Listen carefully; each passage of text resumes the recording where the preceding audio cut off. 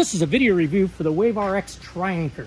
Now this is really an interesting design. I've never seen an anchor like this. I have a square box anchor that I really like a lot, but this is much more compact. First of all, you'll notice that it's foldable, which will fit in a lot of tight spaces.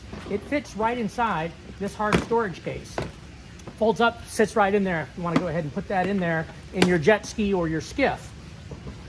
So it's got a nice carrying case, but it's heavy, but it's 7 pounds. Heavy for its small size, but at 7 pounds, it's one of the lightest anchors you'll find for a jet ski or a small boat.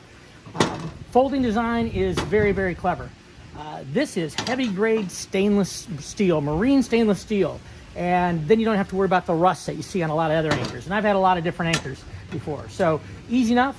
You can see how nicely that's machined. This sliding mechanism. Simply open that up. Slide it back out again, slide it in, and there you go. So let's take a look at this. This has pretty aggressive triangular claws on all sides, plus the front. So what happens when you drop this anchor, it's gonna fall to the side. And let's, matter of fact, hook that up.